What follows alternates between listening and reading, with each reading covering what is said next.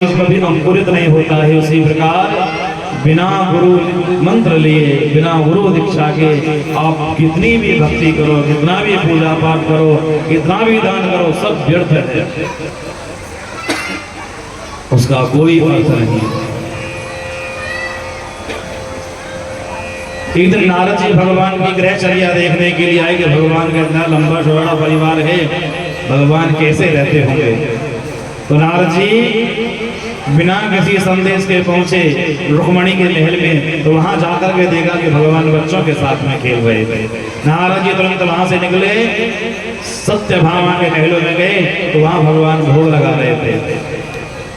तुरंत नारद जी निकले, तीसरे महलों में गए, कालिंदी के यहाँ वहां जाकर के देखा कि नारद जी क्या देखते कि भगवान बैठे हुए हैं और कालिंदी मैया भगवान की आरती उतार रही है। एक एक करके नारद जी समस्त महलों में घूम लिए 16,108 रानियों के यहाँ, लेकिन भगवान सबके यहाँ एक ही साथ अलग अलग रूपों में पूजित हो रहे थे। योगेश्वर है ना। नारद जी समझ गए कि भगवान योगी राज कृष्ण हैं। नारद जी दौड़े दौड़े भगवान के चरणों पकड़ लिए, कहा कि प्रभु मुझे तो आज आपकी लीला के ऊपर ही शंका हुई, इसलिए मैं समस्त महलों में घूम लिया, पर आज मुझे ज्ञात हुआ कि आप साक्षात नारायण स्वरूप हैं, आप योगी राज हैं। और यही कृष्ण एक बार सुखदेव भगवान से राजा परीक्षित ने पूछा, गुरुदेव भगवान की 16,108 रानियां हैं और 16,108 रानियों में से कब कौन सी नाराज हो जाए क्या पता।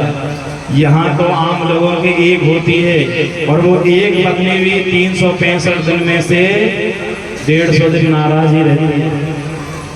हाँ, और 150 में से 175 दिन मनाने में निकल जाते हैं, अब थोड़े से दिन बचते हैं।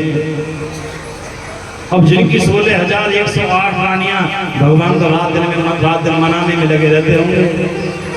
आज 5,000 भी नाराज हो गई, शाम को देखा तो 6,000 भी नाराज। सोने का टाइम हुआ, बच्चों ने आकर के सूचना दी कि 8,500 भी नाराज, 8,050। भगवान वहां मनाने गए, सुबह 4 बजे जगे हैं, समाचार मिला आज 15,000 भी नाराज। भगवान इतने बड़े परिवार में कैसे रहते होंगे। बोले भगवान 16,108 रानियों के पास में इतनी स्वरूप बनाकर एक साथ सबका मनोरथ पूर्ण करते थे। और ध्यान देना, पहले राजा महाराजा रानियों के लिए अलग से महल बनवाते थे, जिसे कहते थे गोप भवन। और उस गोप भवन में रानियां तभी जाती थी कि जब उन्हें कोई शर्त मनवानी होती थी। उसी में नाराज होकर पड़ जाए, राजा मनाने जावे, तभी ये बोले महाराज ये शर्त मानोगे तो आऊंगी नहीं। कई भी उसी गोप भवन में गई थी, दशरथ जी से उसी गोप भवन में कई ने वरदान मांगे थे। द्वारकाधीश भगवान ने भी 16,108 रानियों के लिए 16,108 गोप भवन बनवाए और प्रत्येक रानी कभी ना कभी भगवान से नाराज हो ही जाती है। केवल एक रानी ऐसी है रुक्मणी जो कभी भगवान से नाराज नहीं हुई। एक दिन भगवान रुक्मणी के गोप भवन के आगे से निकल रहे तो भगवान के मन में एक कौतूहल सूझा। भगवान के मन में विचार आया कि रुक्मणी तो कभी नाराज नहीं होती, ऐसा करता है हम ही नाराज हो जाते रुक्मणी से। तो भगवान रुक्मणी के गोप भवन में जाकर उनके पलंग पर लेट गए। अब रुक्मणी का नियम था कि जब भगवान दरबार से आते थे सिंहासन से उतरकर, तो शाम के समय उनकी आरती उतारने के लिए द्वार पर खड़ी रहती थी। पर आज बहुत विलंब हो गया, काफी अंधेरा हो गया, पर द्वार का आदेश नहीं आए। तो रुक्मणी महारानी ने दासी को भेजा, जाकर के देखो अभी द्वार का आदेश क्यों नहीं आई, क्यों विलंब हुआ है। दासी दौड़ी गई, जैसे जा रही थी वो भवन में जा करके देखा तो पलंग पर द्वारकाधीश लेटे हुए हैं। दौड़ी आई, कहा महारानी जी अनर्थ हो गया। बोले क्या अनर्थ हो गया। बोले गोप भवन में तो द्वारकाधीश लेटे हुए हैं। बोले क्या द्वारकाधीश वो भी गोप भवन में? अरे वो तो हम रानियों के लिए, वो उनका वहां क्या काम? बोले ये हमें नहीं पता। आप चल कर के देखें। रुक्मणी महारानी चिंता में तुरंत दौड़ी दौड़ी वो भवन में गई तो भगवान राधे राधे राधे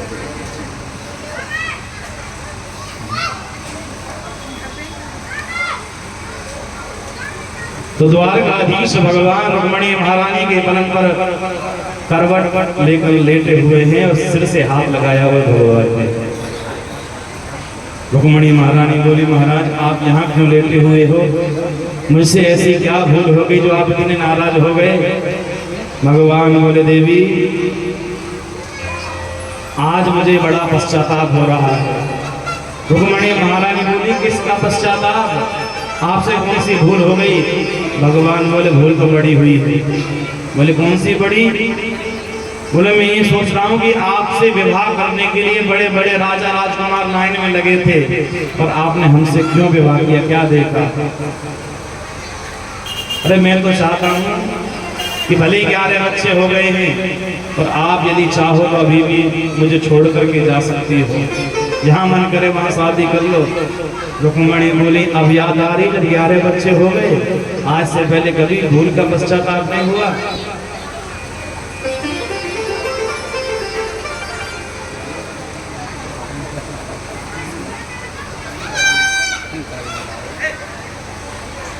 बोल, आज भूल का पश्चाताप आपको हुआ है? रुक्मणी महारानी बोली, महाराज आप कहना क्या चाहते हो, स्पष्ट रूप से बताइए। भगवान बोले, देखो जो विवाह होता है ना, आपस में बराबर के लोगों के साथ में होना चाहिए, आपस में गुण मिलने चाहिए। और देखो हमारे तुम्हारे तो गुण भी नहीं मिलते हैं, रंग रूप भी नहीं मिलता है। तुम गोरी हो, मैं काला, इसलिए काला काला कहे गुजरी। तो मुझे काला काला कहते हैं, आप गोरी हो, रंग रूप भी नहीं मिलता है। बोले, और क्या? बोले, हमारा आपका कोई जोड़ा भी नहीं जैसा। आपके तो माँ बाप का ठिकाना है, लेकिन मेरे माँ बाप का आज तक यही नहीं पता चला कि मेरे माँ बाप कौन है। कोई कहता है कि मैं देवकी वसुदेव का हूँ और कोई कहता है मैं नंद यशोदा का लाला हूँ। मेरे अंदर कोई गुण भी नहीं है। लोग मुझे चोर भी कहते हैं कि मैं चोर हूँ। और सबसे बड़ी बात, यदि कोई कमजोर राजा मिलता है तो उसके साथ में युद्ध करके उसे हरा लेता हूँ, और यदि कोई ज्यादा बलवान आ जाए तो युद्ध का मैदान छोड़ के भी भाग जाता है। देवी एक बात बोलो, अरे वो शिशुपाल आपके लिए बहुत अच्छा था, चेदी राज्य का राजा था और आपको कितना प्रेम करता था। देखो आप बच्चों की चिंता मत करो, बच्चों को तो जैसे तैसे मैं पाल ही लूंगा। यदि आप चाहो तो अभी भी आप शिशुपाल से विवाह कर सकती हो। जब भगवान ने ये कहा ना कि आप अभी भी शिशुपाल से विवाह कर सकती हो, तो रुक्मणी महारानी तुरंत मूर्छित हो गई, ऊपर से धड़ाम से गिरने लगी। जैसे रुक्मणी को गिरते हुए देखा, भगवान तुरंत पलंग से खड़े हुए। द्वारकाधीश भगवान ने चतुर्भुज रूप बनाया, 2 हाथों से रुक्मणी को पकड़ा, एक हाथ से जल के छींटे मारने लगे और चौथे हाथ से हवा करने लगे। भगवान द्वारकाधीश घबरा के बोले, देवी मेरा उद्देश्य आपको दुख पहुंचाना नहीं था, आपको कष्ट देना नहीं था। अरे मैं तो आपके साथ में विनोद कर रहा था, हंसी मजाक कर रहा था, मैं तो हंस रहा था। लेकिन रुक्मणी ने भगवान की एक बात का भी बुरा नहीं माना। भगवान ने जितनी भी बातें बोली, रुक्मणी महारानी ने सबका स्तुति परक अर्थ निकाला। रुक्मणी कहने लगी, आपने कहा था ना कि तुम्हारे माँ बाप का ठिकाना नहीं है, तो वो भी आपने सत्य कहा था, क्योंकि आप जगत पिता हैं, संसार के पिता हैं, आपका पिता कौन बनेगा? इस सृष्टि की शुरुआत भी आपसे है, आप ही आदि हैं, आप ही अंत हैं। आपने कहा ना कि कोई गुण नहीं है, तो ये भी आपका बात सत्य है। इसलिए बड़े बड़े महात्मा आपको निर्गुण कहते हैं, बिना गुण वाला। निर्गुणम निर्विकारम, आप निर्गुण हैं, निर्विकार हैं, विकारों से रहित हैं। आपने कहा नहीं आप चोर हैं, तो ये भी सत्य है। आप अपने भक्तों के चित्त को चुरा लेते, उनके मन को चुरा लेते, इसलिए आप चित्त चोर हैं। और आपने कहा था ना युद्ध का मैदान छोड़ के भाग जाता हूं, तो ये भी सत्य है। भले ही आप युद्ध के मैदान में खड़े हों और जब जब आपके भक्तों पर भीड़ पड़ती है, संकट आता है, और जब आपके भक्त आपको पुकारते हैं तो आप अपने भक्तों की रक्षा के लिए युद्ध का मैदान छोड़ के भी भाग खड़े होते हो, इसलिए लोग आपको रण छोड़ देते हैं। जब सरस्वती पर भरत निकाला तो भगवान प्रसन्न हो गए। भगवान बोले देवी अयम ही परमो लाभो ग्रहेषु ग्रहेधिना यन्मयैर्नियते यामः प्रियया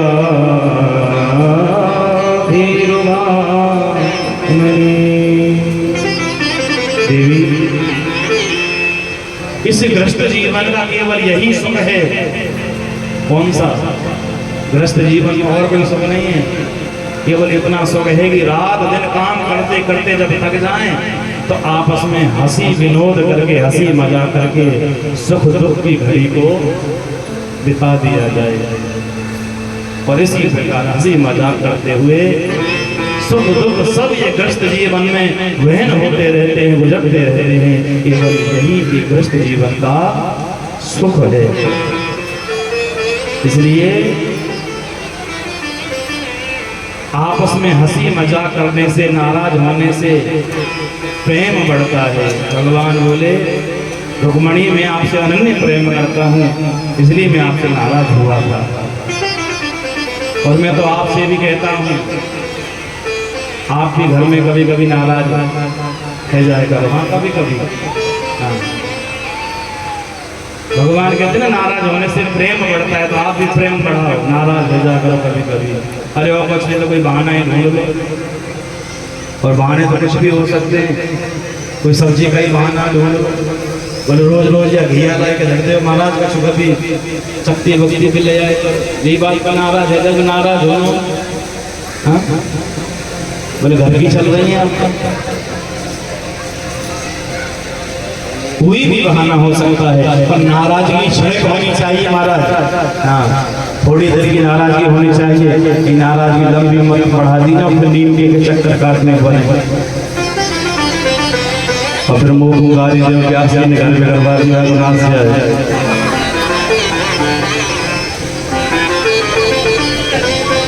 क्षणिक होना चाहिए, उसे लंबा नहीं।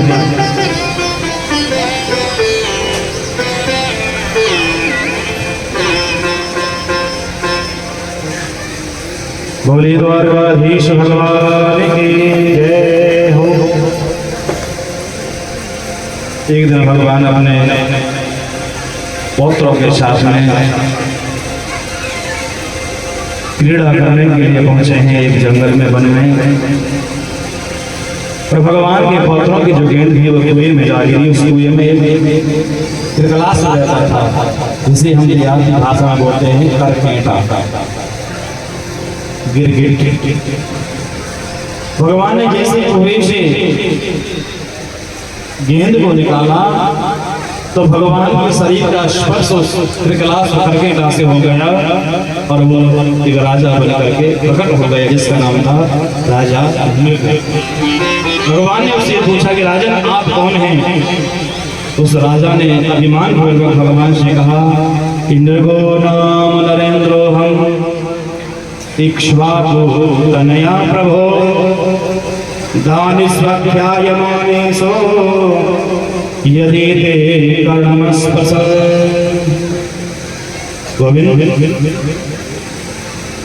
मैंने इतने दान किए हैं, इतने दान किए हैं कि शायद कोई आकाश के तारे गिन सकता है, शायद कोई अपने बालों को मिल सकता है, परंतु मैंने कितनी गाय दान में दी कि आज तक कोई नहीं गिन पाया। भगवान बोले इतने दानी होकर के भी फिर आप करकेटा क्यों बने? राजा ने देखा महाराज एक छोटी सी भूल हो गई।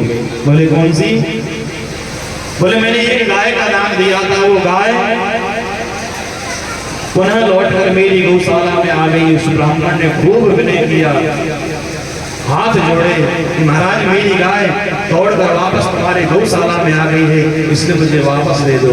पर मैंने उस ब्राह्मण को वो गाय वापस दान में नहीं दी, और उस दान दी हुई वस्तु का गाय का मैंने दोबारा दान कर दिया, इसलिए मुझे करके तक भी होने प्राप्त हुई। और आप एक बात का ध्यान देना, आज तो मैं सब चलता है, लेकिन पहले जो बड़े बूढ़े थे ना, वो अपनी कन्या के यहाँ का जलपान नहीं करते थे, पानी नहीं पीते थे अपने बेटी के यहाँ। क्यों जानते हो? क्योंकि हम कन्या क्या करते हैं? दान, और दान की हुई वस्तु पर अपना अधिकार नहीं रहता है, वो अपने अधिकार से परे रहती है। इसलिए कोई भी माता पिता पहले कन्या दान करने के पश्चात अपनी कन्या के यहाँ का जल भी नहीं पीता था। और आजकल तो महाराज जल की तो क्या है, पूरी कन्या के ससुराल में खाजा टका भी ना मारे, इतना बड़ो सबको पीठ में गए हो। एक बार बलराम जी ब्रज यात्रा के लिए आते हैं, और दाऊ भैया 2 महीने चैत्र और वैशाख वसंत ऋतु के ब्रज में आए। समस्त ब्रजवासियों से दाऊ भैया मिले हैं, ब्रजवासी बड़े प्रसन्न हुए। दाऊ भैया मैया जसोदा से मिले, नंद बाबा से मिले, और मैया जसोदा को दिखना भी कम हो गया है, क्योंकि कन्हैया को वृंदावन छोड़े जाए 100 वर्ष हो गए हैं, पर मैया लाला के गले में रो रो कर दीनहीन हो गई। मैया जसोदा को केवल झाई झांसी पड़ती हैं। मैया जसोदा ने आवाज से दाऊ भैया को पहचाना। दाऊ भैया बोले, मैया, ओ मैया। मैया जसोदा कहने लगे, दाऊ आज वर्षों के बाद याद भी आई है, तुम आए हो, पर कन्हैया नहीं आया, कि हमसे कोई ऐसी भूल हो गई, कोई अपराध हो गया कि जिसके कारण उसने हमेशा के लिए हमें ठुकरा दिया। दाऊ भैया बोले, मैया ऐसी बात नहीं है। कन्हैया का कहना है, कन्हैया कहता है कि दाऊ भैया, जिस व्यक्ति के पास में अधिक कर्जा हो जाता है ना, और कर्जा जब देने वो असमर्थ रहता है, तो कई बार वो गांव छोड़ देता है, जिसे कहते हैं कि वो व्यक्ति दिवालिया हो गया। उसी प्रकार कन्हैया कहते हैं कि मैं कभी भी ब्रजवासियों के ऋण से मुक्त नहीं हो सकता हूँ, पूर्ण नहीं हो सकता हूँ, मैं हमेशा इन ब्रजवासियों का ऋणी रहूंगा। भैया, कन्हैया तुम्हारा ऋण नहीं चुका सकता, इसलिए वापस वृंदावन नहीं आना चाहता। वो कहता है कि मैं ब्रजवासियों को क्या मुंह दिखाऊंगा। दाऊ भैया 2 महीना वृंदावन में ठहरे, गोपियों से मिलना हुआ, ग्वाल वालों से मिलना हुआ, पौंड्र काशीराज का अवतार किया, और भगवान ने एक बार अग्र पूजा के अवसर पर शिशुपाल का भी वध किया है। इतने में श्री सुखदेव भगवान से राजा परीक्षित ने प्रश्न किया, गुरुदेव मुझे एक कथा और श्रवण कराइए। आपने कथा में सुनाया था कि भगवान ने सांदीपनि मुनि के आश्रम में एक मित्र बनाया था, जिसका नाम था सुदामा।